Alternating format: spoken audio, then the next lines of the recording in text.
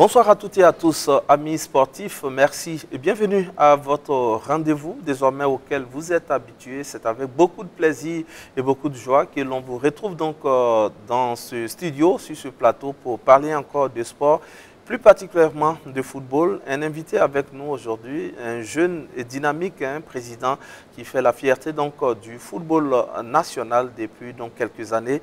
Il est déjà dans l'écurie du football national. On en parlera bien sûr largement au cours de ce rendez-vous consacré exclusivement donc au football. Il s'agit donc du président du comité exécutif de Majestic Sporting Club. Je ne sais pas qu'est-ce qu'on dit désormais. C'était Pau, c'était Saponé. Aujourd'hui, Manga, on dira tout simplement donc du Bazenga. On en parlera également tout à l'heure avec notre invité, Adama Ouedraogo. Président, bonsoir ou bonjour. C'est selon l'endroit du monde où on nous suit, bien sûr. Bonne arrivée sur notre plateau. Merci, bonjour Franck. Alors, avec vous, il sera question donc de football dans son ensemble, mais plus particulièrement de votre club Majestic. La question qu'on pose habituellement à nos invités, comment se porte Majestic Sporting Club? Majestic se porte très bien, merci beaucoup Franck, et merci à la télévision. Majestic se porte en tout cas très bien, actuellement. D'accord. En tout cas, Majestic se porte bien. On en saura davantage au cours donc de cette émission qu'on a beaucoup de plaisir donc à piloter et conduire sur la télévision africaine, la chaîne africaine, la LCA. Merci pour votre aimable et constante fidélité, je le disais. Alors, Président Adama Ouedraogo, Majestic sort donc d'une assemblée générale récemment à Manga, qui est désormais la ville hôte de cette formation qui évolue dans l'élite du football national depuis quelques années. Alors, à l'issue de cette assemblée générale, quel est le nouvel organigramme et quelles sont les recommandations justement issues donc de ce rendez-vous? Effectivement, le 29 septembre passé, à Manga, s'est tenue l'assemblée générale ordinaire et élective du Sporting Club Majestic. À l'issue de cette assemblée générale, l'organigramme est le suivant. Le président du comité exécutif, il y avait un président du conseil d'administration et un président du comité exécutif. Et ensuite, vous avez tout le reste. À cette assemblée générale, nous avons vu que le Majestic Sporting Club a eu la chance d'avoir le président Amadou Traoré comme président du conseil d'administration et il y a 5 autres membres du comité exécutif qui font partie désormais du conseil d'administration. Alors, au-delà du conseil d'administration, il y a le comité exécutif et je suis le président du comité exécutif. Bien entendu, il y a un secrétariat et le secrétaire général aussi a un secrétaire général adjoint, il y a un trésorier. Il y a des responsables chargés aux relations extérieures et aux questions organisationnelles. Voilà le nouveau organigramme que nous avons essayé de mettre en place. Alors, à quoi répond donc justement ce changement, cette réorganisation? À quoi répond-elle véritablement? Oui, c'est pour redynamiser le Sporting Club. Vous savez qu'aujourd'hui, le football burkinabé a besoin vraiment de moyens humains, moyens financiers, de l'énergie pour travailler. Alors nous avons estimé qu'il était important qu'on apporte un grand changement à la tête de l'équipe, à la structure en général, pour pouvoir redynamiser le Sporting Club Majestic. C'est pourquoi nous avons essayé de faire cette assemblée générale. Et comme nous avions un grand soutien depuis 2016, le président Amadou Traoré, qui nous soutenait. Aujourd'hui, il était important et normal, sinon indispensable qu'ils prennent le taureau par les cornes au niveau du Sporting Club Majestic pour pouvoir vraiment asseoir sa stratégie et puis avoir vraiment le temps, comme il l'a toujours eu, mais à distance, de piloter les choses. Donc, c'est pour, en un mot, redynamiser le Sporting Club Majestic et peut-être nous amener plus loin. D'accord. Alors, vous particulièrement, votre nouvelle mission consiste en quoi? Quelles sont vos nouvelles attributions? On sait que par le passé, vous étiez président délégué, aujourd'hui président du conseil d'administration. Qu'est-ce qui a changé ou qu'est-ce qui va changer aussi? Effectivement, avant le 29 septembre, il était question de président délégué. Aujourd'hui, c'est président du comité exécutif. Ce qui va changer, c'est que désormais, j'ai un président du comité, j'ai un président du conseil d'administration qui, ensemble, nous essayons d'asseoir la stratégie du Sporting Club Majestic avec les encadreurs et le directeur sportif. J'avais la latitude de prendre certaines décisions, pas parce que le président Amado ne voulait pas prendre les décisions ou qu'il ne prenait pas les décisions, mais il n'était pas au niveau du Majestic officiellement. Aujourd'hui, officiellement, j'ai un PCA, donc la stratégie est définie. Je dois exécuter cette stratégie, les axes, les différents axes de développement. Est-ce qu'on peut dire que votre pouvoir a diminué? Non, au contraire. Un président du conseil d'administration n'a pas en principe pour rôle de gérer l'équipe au quotidien. Au contraire. Mais vous lui rendez compte? Mais bien sûr. Je rendais compte de toute façon à quelqu'un avant le 29 septembre, même s'il fait partie des gens à qui je rendais compte. D'accord. Voilà. Alors, ce changement n'est pas intervenu que seulement qu'à l'occasion de cette Assemblée générale. Oui. Il y a eu antérieurement d'autres changements avec notamment l'encadrement technique. Amadou Sampo n'est plus l'entraîneur de Majestic Sporting Club. Amadou Sampo, quand même, qui est dans l'écurie de ce club. Depuis Kada School, le centre de formation, jusqu'à Majestic, il était à Kada School en tant que, en tout cas, entraîneur des petites catégories, formateur. Il est monté par la suite entraîneur titulaire. Je rappelle qu'il a été adjoint de Dongouz avant d'être titularisé, entraîneur de Majestic depuis plusieurs années. Pourquoi ce changement? Est-ce qu'il était nécessaire de remplacer Amadou Sampo et avec l'arrivée justement de Adama Yanogo? Alors qu'est-ce qui s'est passé véritablement? Véritablement, il n'y a pas eu de changement en tant que tel. Disons que Amadou Sampo, effectivement, que je salue au passage, était à la base de la création du Sporting Club Majestic. Il est encore au Sporting Club Majestic du cœur. D'accord. Alors, Amadou Sampo a acquis ses diplômes d'entraîneur au Sporting Club Majestic.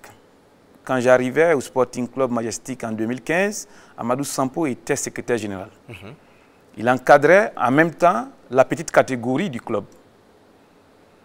Quand nous avons estimé qu'il était important qu'on remercie son prédécesseur à la tête de l'équipe, c'est nous qui avons pris aussi l'acte de le nommer coach pour la première fois en D1. Et c'était pour la saison 2016-2017. Alors, Amadou Sampo est resté coach de Majestic jusqu'à la dernière saison, disons la saison passée. Et vous avez vu que Amadou Sampo a été recruté par la Fédération pour les étalons U20.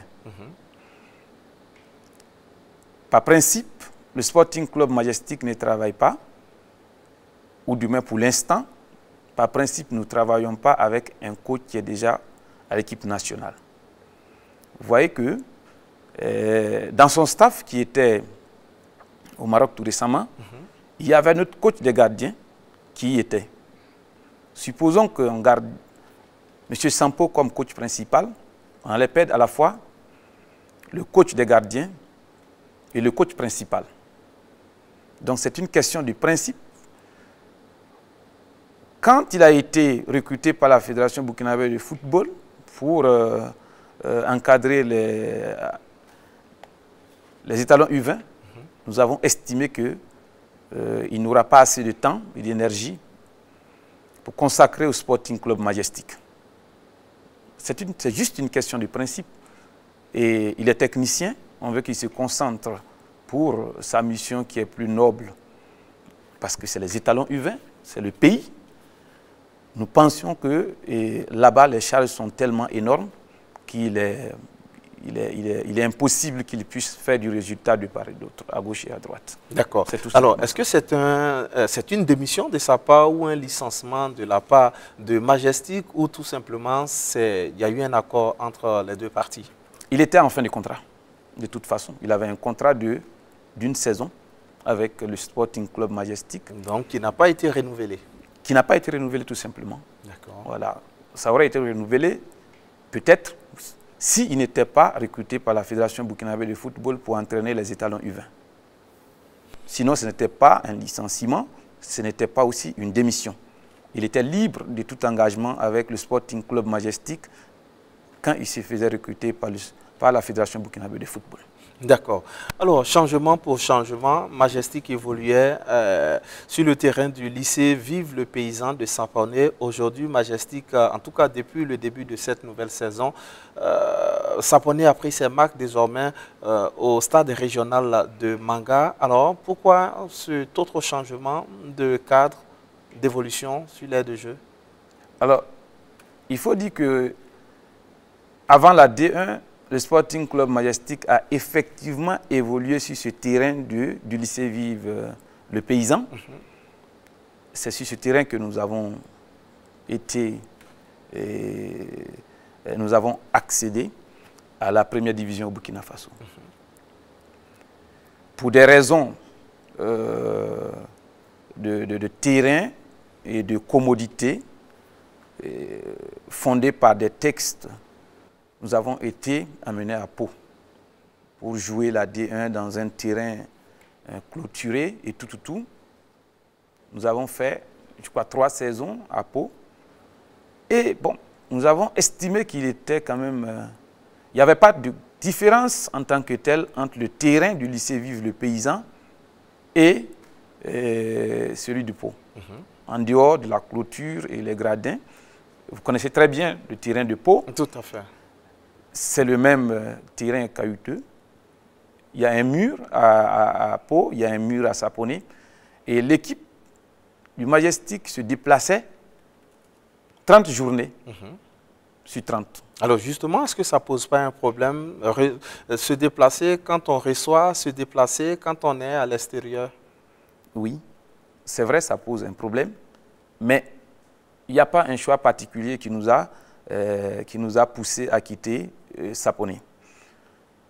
Le centre-sud vient d'avoir un très bon terrain, celui de Manga. Il était normal que l'équipe, la seule équipe de D1 de la région, joue à Manga. C'est le seul terrain qui, effectivement, pouvait recevoir un match de D1 digne de ce nom. Alors finalement, on dira Majestic du Bazega. Oui, mais on reste Majestic du Bazega. D'accord. Voilà, nous ne sommes pas Majestic d'usine Ouégo, formellement. Mais aujourd'hui, nous sommes Majestic de toute la région du centre-sud parce que, bon, nous tirons les autres clubs vers le haut, c'est notre souhait. On appartient à toute la région du centre-sud. Permettez-moi de saluer le chef de Saponné, qui nous a beaucoup soutenu. Je pense que vous l'avez vu plusieurs fois au terrain. Ça nous a fait très mal de savoir que désormais, il ne pourra pas peut-être se déplacer à Ouagadougou, ou bien on ne lui donnera pas des spectacles au niveau de Saponné. Bon, ce n'est pas de notre faute. Alors justement, parlant des Saponné, le terrain du lycée Vive le Paysan était devenu pratiquement pour les équipes adverses donc, de Majestic comme une citadella imprenable pour 2 raisons. Le public chaud bouillant, on se croirait au chaudron, et bien sûr la difficulté d'évoluer donc sur ce terrain caillouteux et sableux. Aujourd'hui, vous êtes sur une pelouse gazonnée, avec aussi un public, en tout cas, très important donc, pour Majestic. Alors, est-ce qu'il y a une différence à faire finalement entre le public de Saponné et celui de Majestic en termes d'apport, celui de Manga en termes d'apport pour le club? Bon, je dirais que effectivement le terrain de Sapone était craint par les équipes qui y venaient. Cette crainte était justifiée par le fait tout simplement que le terrain est intraitable. C'était un terrain caillouteux. Au même moment, nous avons aussi d'autres terrains. À Banfoura, qui n'est pas du tout praticable pour moi. Nous avons Batibier-Balibier au niveau de Koudougou, qui est aussi un terrain impraticable pour moi. Mais le terrain de Sapone intéressait particulièrement les acteurs du football parce que bon, c'était le tout nouveau terrain qui ne répondait pas aux normes peut-être. Et c'est vrai, ça fatiguait beaucoup les équipes qui évoluaient. Revenant à la question par rapport au public de Sapone et celui de Manga, il faut dire que dans la façon de faire, nous ne sentons pas que nous avons quitté Sapone. C'est un public qui nous soutient, c'est un public qui nous a adoptés. De part et d'autre, Sapone nous avons adoptés. À Manga, le public nous a adoptés. Mais ce qui est sûr et certain, c'est que la population de Manga étant nombreuse par rapport à celle de Sapone, il va de soi que nous ayons plus de public au niveau de Manga qu'à Sapone. Est-ce que ce public est aussi actif que celui de Sapone? Je dirais que le public, il est actif. Le public des Manga est actif et je profite également de saluer tous les supporters de Manga et ceux de Sapone, sans oublier Pau.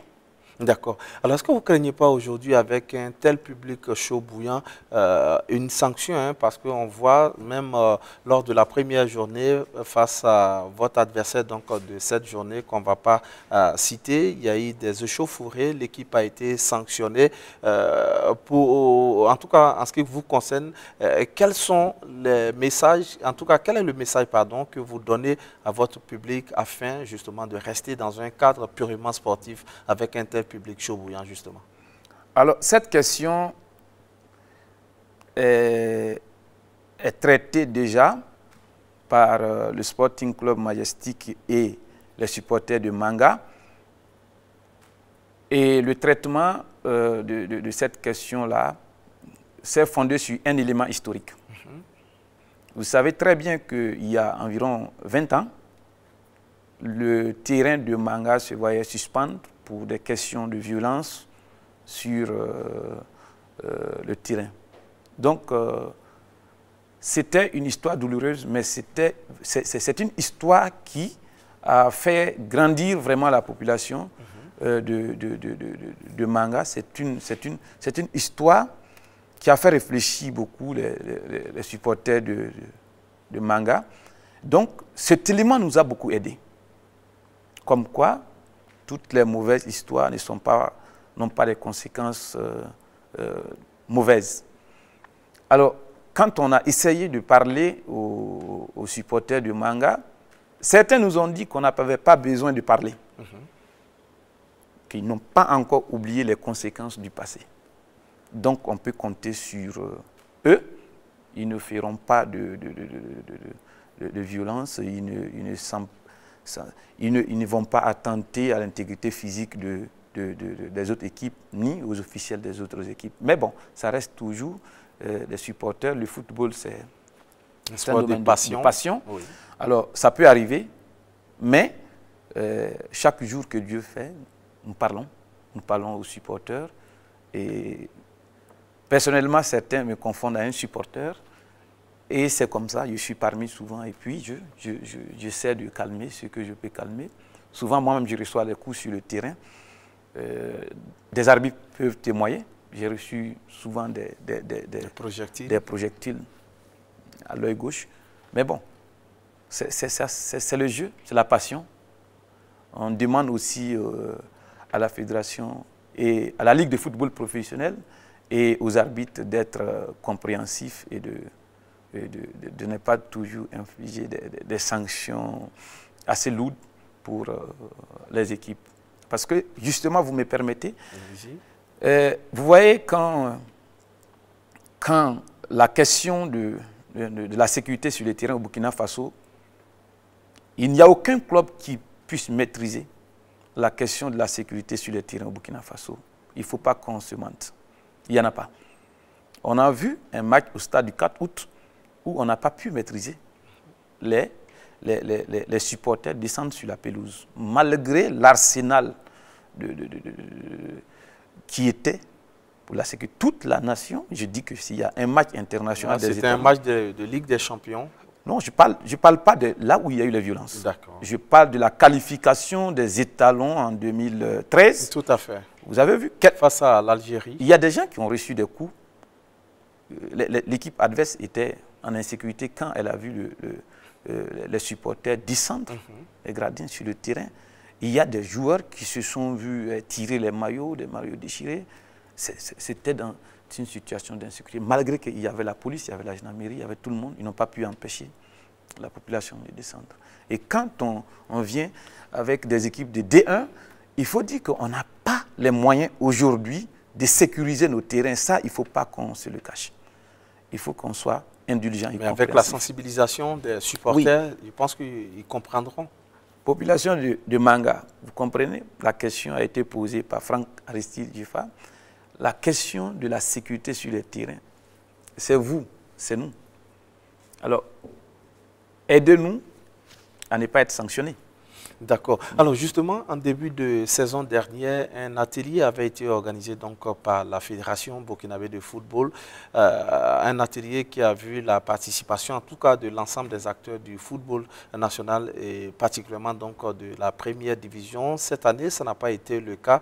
Comment est-ce que vous avez apprécié en son temps, en tout cas, cette initiative de sensibiliser les uns et les autres afin qu'on ait une saison paisible et cela s'est vérifié. Il y a eu moins de tumulte contrairement aux années précédentes. Cette année, il n'y a pas encore eu cet atelier, mais promesse a été faite sur ce même plateau par le président de la Fédération burkinabé de football d'organiser cet atelier de sensibilisation. Vous y tenez, vous aussi, en tant que dirigeant de club? Oui, d'abord, je salue l'initiative de la Fédération burkinabé de football. Cette initiative, particulièrement, était une très belle initiative. Ça, effectivement, c'est parmi tant d'autres moyens ou arguments que la fédération et les clubs ont utilisés,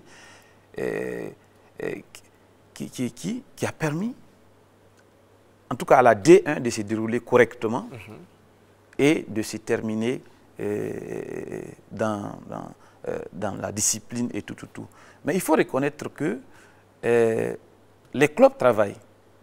Les sanctions de la Ligue de football professionnel, vous savez, quand la sanction a un... Il y a l'effet positif de la sanction qui vraiment conseille les supporters et les clubs. La sanction, si la sanction de la Ligue de football professionnel peut corriger les exactions, les énergies négatives des supporters, tant mieux. Mais cette initiative de la Fédération burkinabé de football, s'il faut même l'insérer dans l'ordre du jour de l'Assemblée générale, ça va être très bien.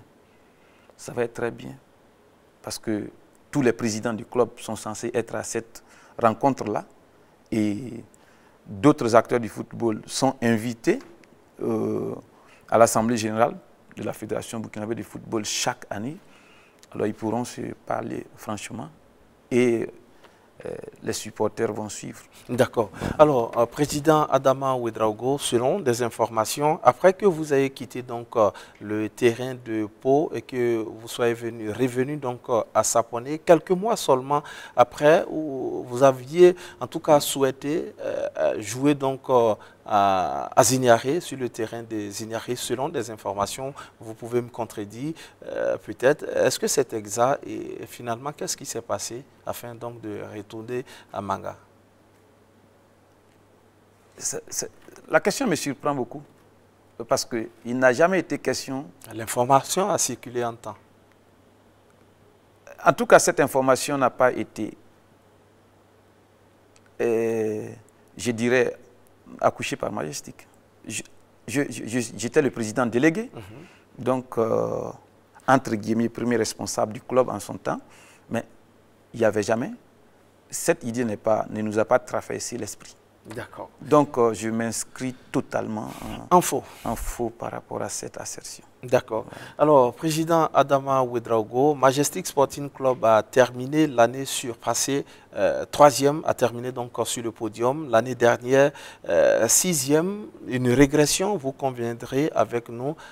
Qu'est-ce qui s'est passé pour que Majestic, donc, en tout cas, régresse autant quand on sait que à un moment donné, Majestic a failli, en tout cas, être leader, si mes souvenirs sont bons, et avait la possibilité même, en tout cas, d'être à nouveau sur le podium. Qu'est-ce qui s'est passé finalement? Effectivement, Majestic, l'année surpassée, nous avons terminé troisième. On aurait pu terminer même deuxième si ce qui s'est passé ne s'était pas passé. Qu'est-ce qui s'est passé? J'ai dit qu'on aurait pu terminer deuxième. Est-ce que vous parlez de cette dernière journée où Majestic était, en tout cas, au mano à mano avec le Rail Club du Kadiogo?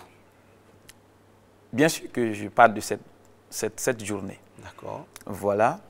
N'eût été le penalty de dernière minute dans des circonstances bizarres. Majestic avait la possibilité, en tout cas, d'être déjà sur le podium avant cette ultime journée.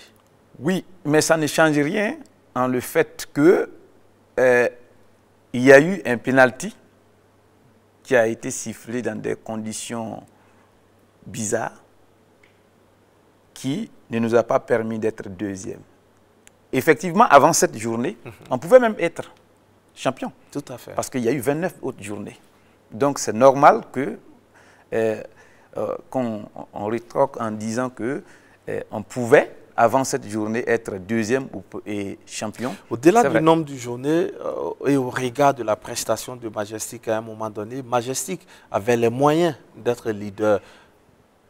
Oui. À un moment donné, Majestic a commencé à avoir des matchs nuls et même à se faire battre sur son terrain qui était pourtant redouté, faire des matchs nuls également. Est-ce que finalement ça n'a pas pesé dans la tête des joueurs et est-ce que cela aussi n'a pas conduit au fait que Majestic n'ait pas en tout cas renouvelé donc, le contrat d'Amadou Sampo finalement?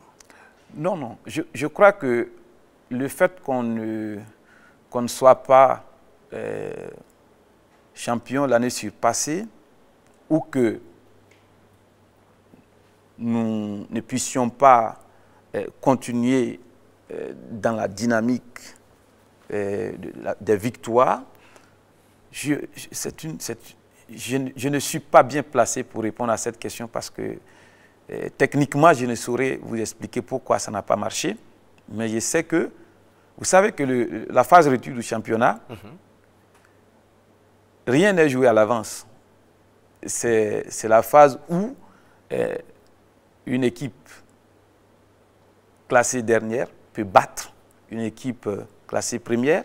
On a vu Dédougou qui a battu une équipe de Ouagadougou l'année à laquelle cette équipe a été championne. Mais c'était le dernier qui a battu le premier à la phase retour. Tout à fait. Alors, c'est dire qu'à la phase retour, les matchs se suivent, mais les matchs ne se ressemblent pas du tout. Donc, je dirais que, bon, moi je félicite le coach Sampo pour le résultat du deuxième, l'année surpassée. Et il faut dire qu'avant ça, on n'avait jamais été troisième ou quatrième. Donc, à quelque part, nous n'avons pas vu qu'on pouvait peut-être aller plus loin. C'était un objectif totalement atteint pour le club. Voilà, donc, pour le reste, on s'est dit que, bon, le football a plusieurs résultats. Il y a 3. Nous avons été troisième. On remercie Dieu. D'accord. Alors, Majestic, il y a une discipline interne. Hein. On sait que Majestic a eu à sanctionner donc, le coach Amadou Sampo à un moment donné par rapport à un match et par rapport au comportement qu'il aurait eu sur le terrain. Est-ce que, comment vous pouvez expliquer cela? Effectivement,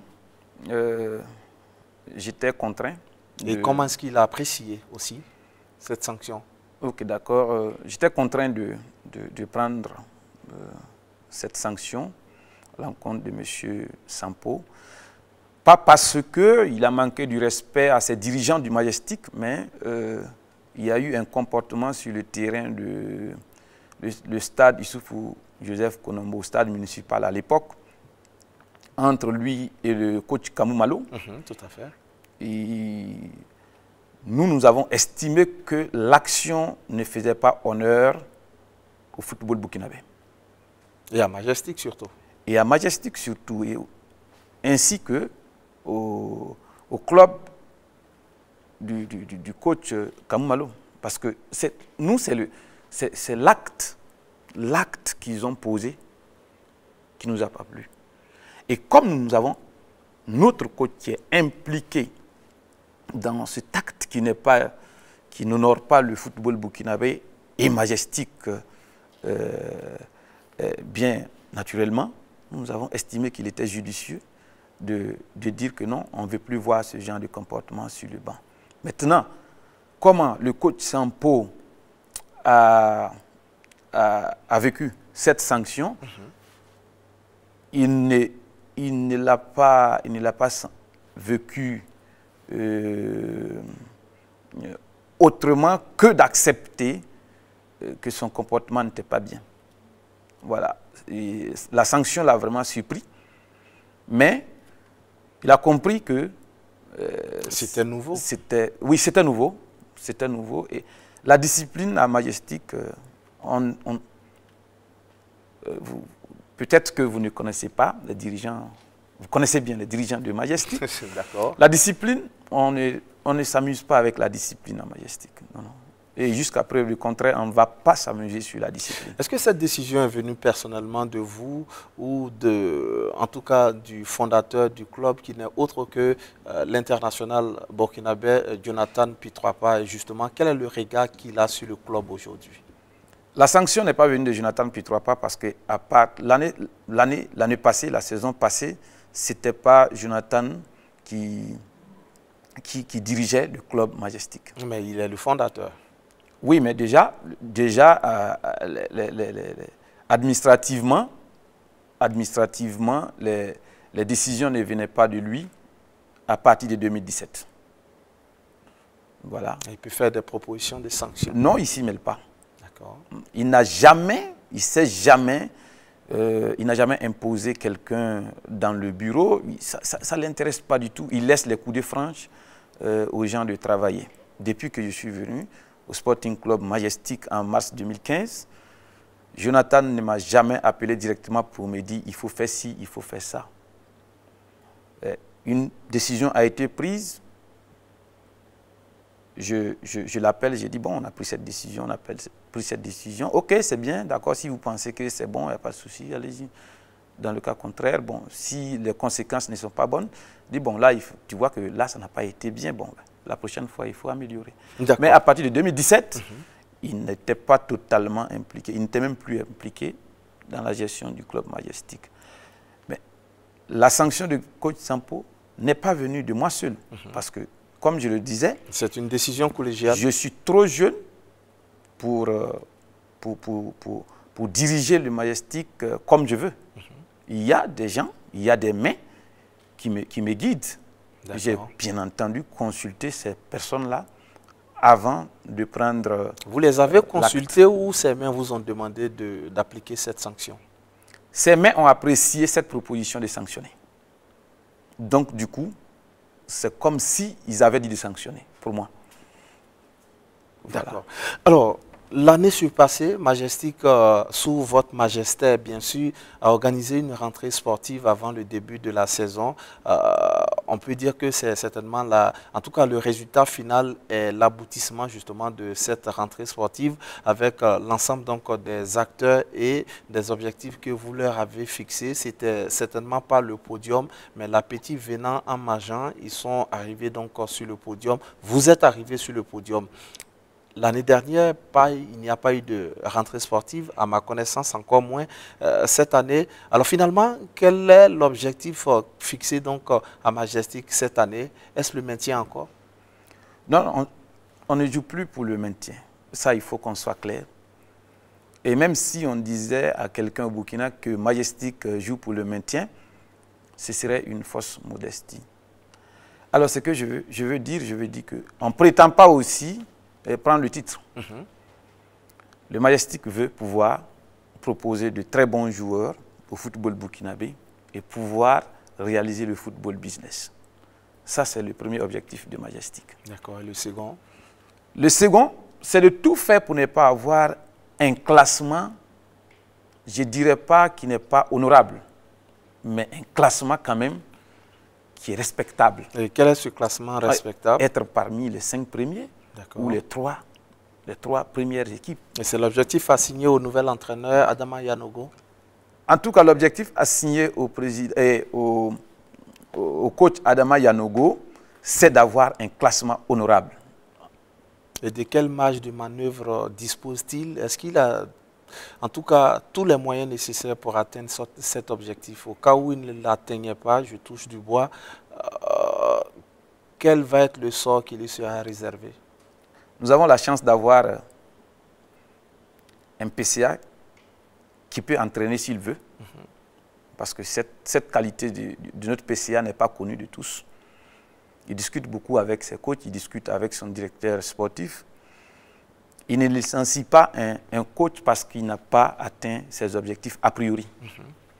C'est quelqu'un qui planifie les actions du Sporting Club Majestic. Et nous savons analyser les matchs. Quand nous perdons un match, il y a des fois où on félicite le coach. On dit, là, vous n'avez rien à vous reprocher. C'est peut-être les joueurs qui n'ont pas mouillé le maillot. Il y a des matchs où on dit, les joueurs ont joué, les coachs ont fait leur travail, mais ce n'était pas notre jour. Vous voyez, quand à l'issue d'un match, si vous tapez 5 fois le poteau, et puis bon, avec 5 face à face, et puis on ne marque pas, vous allez dire quoi au coach, a priori? Rien du tout. Il a tout mis en œuvre pour jouer et puis se créer des occasions.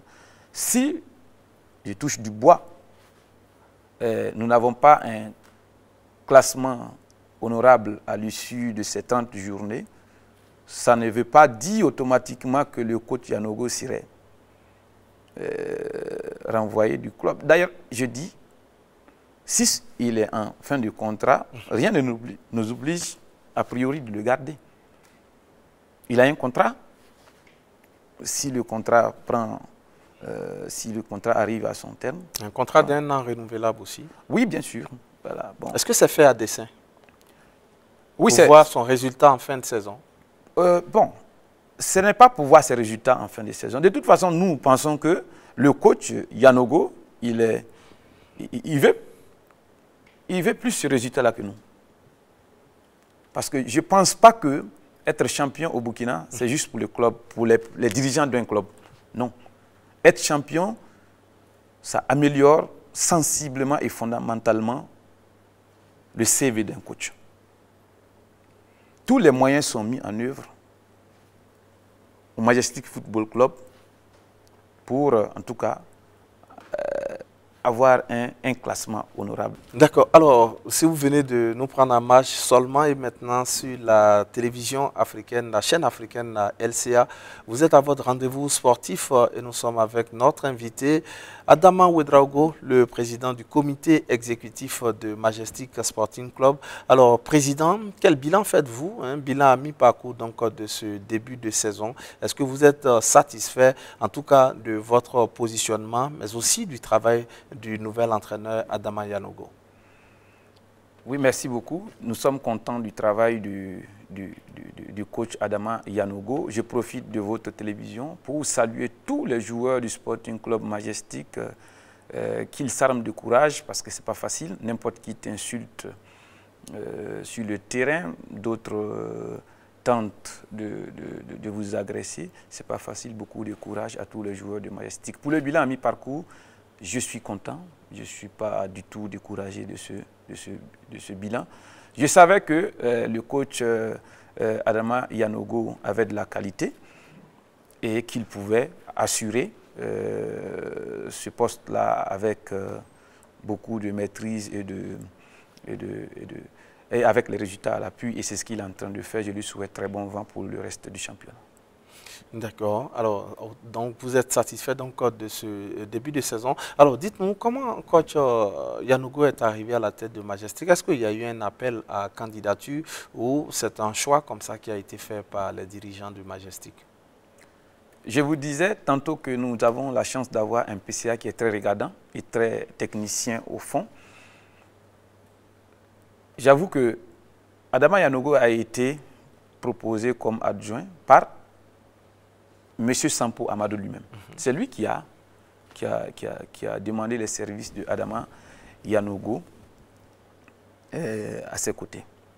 Alors quand Amadou Sampo partait au niveau des étalons U20 et dans un autre club, la place que vous connaissez très bien, personnellement, je ne savais pas que c'était Adama Yanogo qui allait prendre le Sporting Club Majestic. Parce que techniquement, je ne suis pas encore outillé pour dire que c'est tel coach du championnat burkinabé qui puisse tenir une équipe de 2-1 et faire des résultats. Il faut être clair, il faut être honnête. Je ne suis pas techniquement outillé à ce jour pour décider. Mais bon, après discussion avec notre PCA, qui vraiment nous aide beaucoup, qui nous aidait beaucoup, il m'appelle un soir. Alors, président, ça va? Oui. Tu me fais confiance? J'ai dit oui. Viens, on va discuter. Et c'est là qu'il me dit, tu sais que Yanogo est l'homme de la situation, est-ce que tu sais qu'il peut gérer l'équipe bien? J'ai dit, ah bon? Il dit oui. J'ai dit, en tout cas, je le vois à côté du président, du coach Sampo, ils travaillent ensemble, je sais que c'est un travailleur. Et c'est comme ça. Donc, c'est du poste d'adjoint de Sampo. Et comme Sampo a été appelé à d'autres fonctions, c'est juste, disons, une promotion. Du poste pour poste, on va dire. C'est quelqu'un qui connaît bien la maison. Il connaît très bien la maison. Il a un tempérament qui permet de diriger l'équipe. C'est différent de celui de Sampo. Je n'ai pas besoin de le dire. Ça, tout le monde le sait. Adama Yanogo et coach Sampo, c'est, disons, c'est le jour et la nuit en termes de tempérament. De tempérament, voilà. Mais chacun a ses qualités dans ses tempéraments. Dans son tempérament, chacun a ses qualités. Et je pense que Majestic a la chance d'avoir un coach qui était d'un tempérament assez fougueux et avoir aussi un coach qui a un tempérament, il ne sait pas comment qualifier. Bon, on a la chance d'avoir les deux extrêmes. En tout cas, Amadou Sampo, qu'on salue au passage, c'est un ami à qui on fait un coucou. C'est d'ailleurs l'un des entraîneurs donc, de notre championnat qu'on appelle donc, les sapeurs, les saperos, lui et Mourinho, Mousso Ouedraogo, deux entraîneurs en tout cas qui savent bien s'habiller, surtout quand ils sont sur leur banc respectif. Coucou à toi, cher entraîneur Amadou Sampo. Alors, Adama Ouedraogo, président, donc on va poursuivre cet échange, toujours parlant donc de Majestic. Ça sera certainement la dernière question en ce qui concerne donc votre club. Qu'est-ce que vous souhaitez véritablement donc pour Majestic aujourd'hui, que ce soit pour cette saison ou les saisons à venir? Merci beaucoup. Ce que je souhaite pour le Sporting Club Majestic, c'est tout ce qui est bien, tout ce qui est positif. Je souhaite que Majestic soit un jour champion, soit l'équipe victorieuse de la Coupe du Faso, mais par-dessus tout, que Majestic puisse vendre beaucoup de joueurs dans d'autres clubs à l'étranger. C'est ce qui fera réellement la rentabilité du club. C'est le souhait, c'est mon plus grand souhait. Pour atteindre cet objectif, il faut une certaine constance, pas à ce qu'on connaît aujourd'hui des résultats en dents de scie, être 8e, après 3e, être 6e, ou gagner aujourd'hui et la semaine d'après faire match nul ou même perdre. Vous savez tout comme moi que l'inconstance ne paye forcément pas tout de suite. Je suis parfaitement d'accord avec vous. Il n'a jamais payé même d'ailleurs. Je suis parfaitement d'accord avec vous quand vous dites que Majestic évolue en dents de scie. C'est vrai. C'est pourquoi il y a toute cette réorganisation à l'intérieur. Il y a toute cette réorganisation à l'intérieur. Nous avons du sang neuf. L'équipe serait stable bientôt. L'équipe serait très stable bientôt. Et vous verrez de vous-même dans quelques années. Quelqu'un nous disait que le football burkinabé a son salut dans la formation. C'est vrai. La Majestic est un centre de formation. Oui, Majestic était un centre de formation. Depuis 2015, Majestic n'a pas véritablement formé. Avec la montée de Sampo aussi. Oui, puisque Sampo était avec les petits, la petite catégorie. Vous avez vu, il y a 3 ans, on a même été en demi-finale, phase nationale. Nos petites catégories ont fait de l'exploit. Mais bon, aujourd'hui, il n'y avait pas une politique qui encourageait, la fédération n'avait pas une politique qui encourageait ceux qui avaient toutes les catégories. Majestic avait les cadets. Est-ce que vous le faisiez pour la fédération? Non, mais nous recevons tous la subvention pour entretenir des équipes de petites catégories. Il fallait encourager les équipes qui en avaient. Pendant ce temps, il y a des équipes qui n'en avaient pas. Et qui percevaient la subvention comme les autres qui en avaient. Ce n'était pas normal. Donc, nous nous sommes dit, mais attendez, qu'est-ce qui se passe? Mais est-ce qu'un club doit attendre de la fédération pour exister entre griffes? Est-ce qu'en créant le club, on ne pensait pas justement à injecter soi-même de l'argent à tous les niveaux, au niveau justement des différentes catégories? Parce qu'un club sérieux doit avoir toutes les catégories aussi, en tout cas de joueurs, des petites catégories et la catégorie junior et senior. D'ailleurs, la fédération ne peut même pas aider un club. L'argent qui est à la fédération n'appartient pas à la fédération, c'est notre... C'est une subvention pour nous. C'est notre droit. Est-ce que vous cotisez? Non, j'ai dit c'est une subvention. D'accord. C'est pour nous. Mais cette subvention avait des critères, avait des conditions pour en bénéficier. D'accord. Ce qui est normal d'ailleurs. Voilà. Donc quand on dit, est-ce qu'un club attend de la fédération quelque chose, il faut qu'on se dise la vérité. La fédération ne nous donne rien. La fédération ne nous donne rien. Elle vous donne ce qui doit vous revenir, tout simplement. C'est tout simplement, c'est ce qui doit revenir au club à l'entremise de la fédération. Que fait Majestic aujourd'hui pour être autonome financièrement? Est-ce que Majestic aujourd'hui a un responsable marketing pour concevoir et vendre en tout cas la prestation du club? Nous sommes en train d'organiser le club avec l'assemblée générale qui a été faite. Il faut reconnaître que... Après plus près d'une décennie dans l'élite du football national? Oui. Nous sommes véridiques, nous sommes courageux, nous le disons oui. Après une décennie dans le football national, vous connaissez très bien les hauts et les bas, les problèmes qui étaient au Majestic Sporting Club.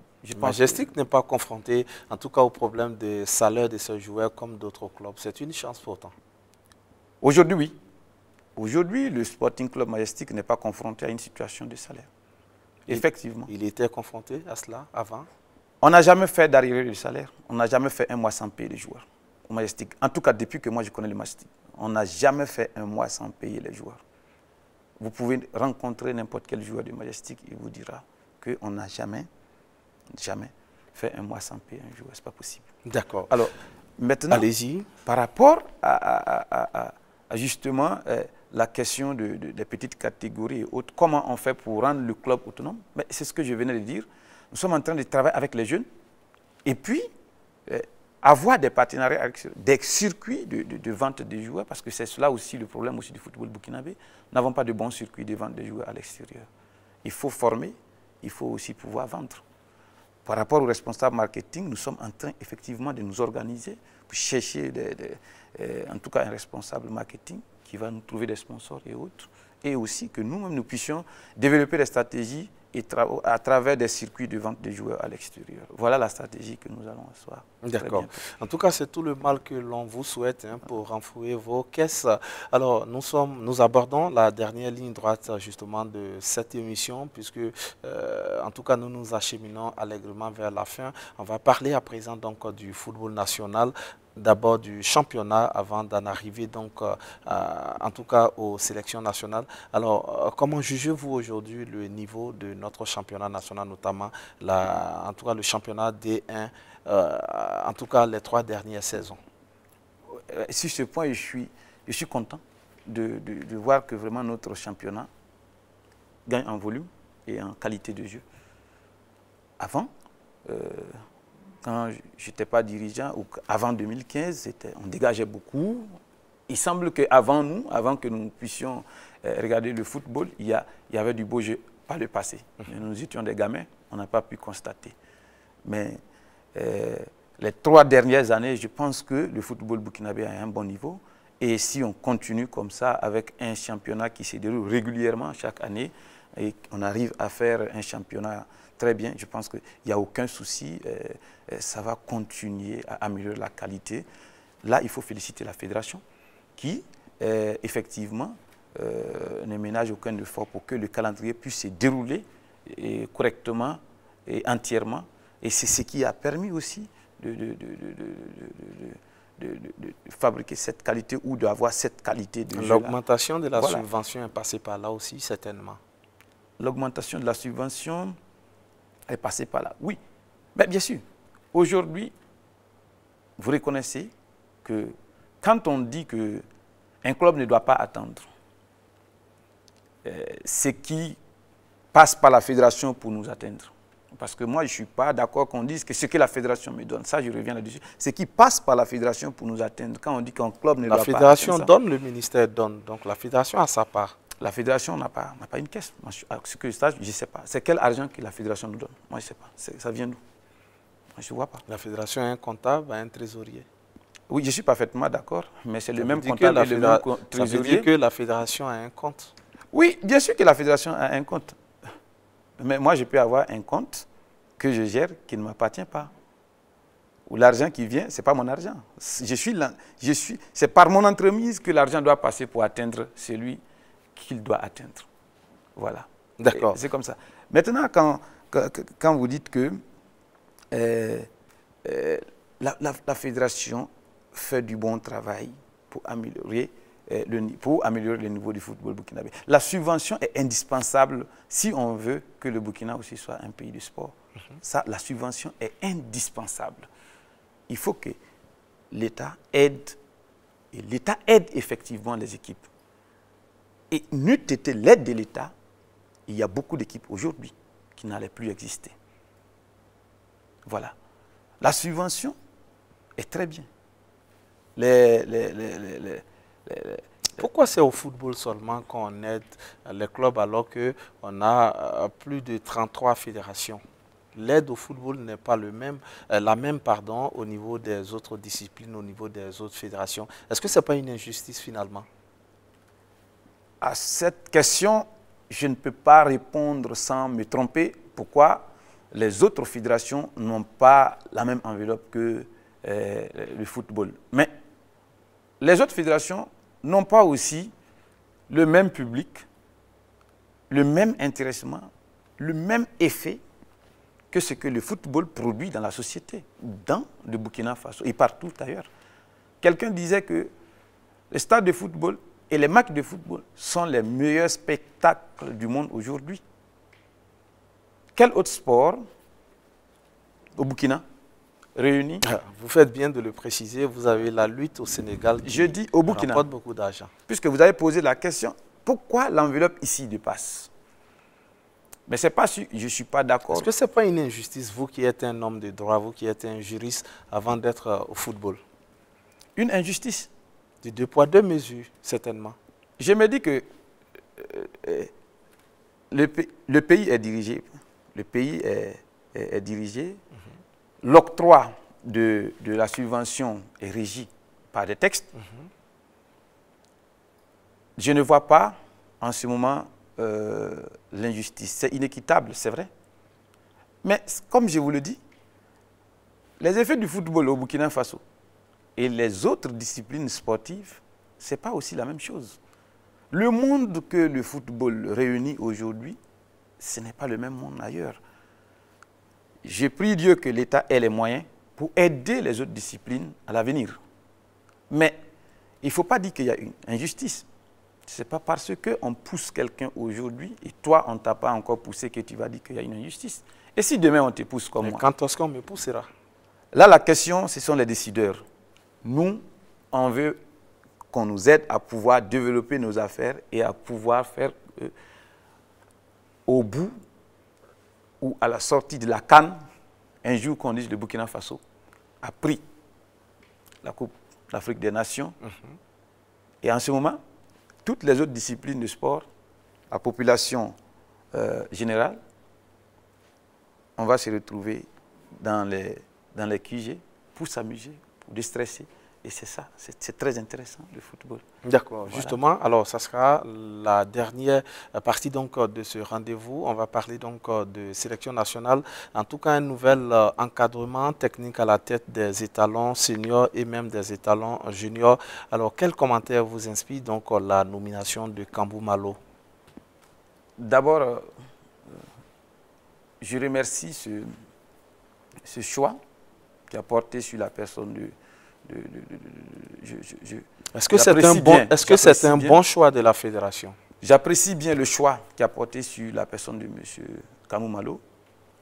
Dire que c'est un bon choix, je ne saurais le dire pour le moment. Mais moi, en tout cas, j'apprécie. Vous jugez le maçon au pied du mur? Tout à fait. Il faut lui donner les moyens. Tout à l'heure, vous parliez, est-ce que si Majestic a donné les moyens au coach de pouvoir nous donner un classement honorable, je dis, il faut que la fédération et tous ceux qui doivent aider le coach Kambou Malo à réussir sa mission l'aident. Mais vous connaissez les objectifs qui lui ont été assignés. Est-ce que ces objectifs, d'après vous, sont réalistes au regard du laps de temps qu'il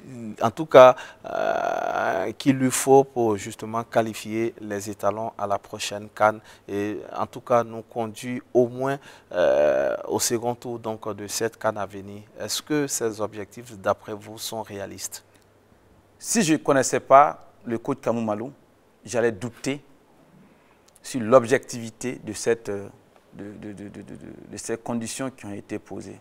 Je sais que le coach Kambou Malo, s'il ne pouvait pas, il allait dire qu'il ne peut pas. C'est un homme de conviction, c'est un homme de... Il n'aime pas perdre. Quand il sent qu'il ne peut pas, il va dire que je ne peux pas. Alors maintenant, est-ce que le temps, le délai qui a été imparti à Kambou Malo au regard des objectifs qui lui ont été confiés, est-ce que c'est bien? Je dirais que, pour moi, il prend une équipe qui n'est pas qualifiée à la CAN.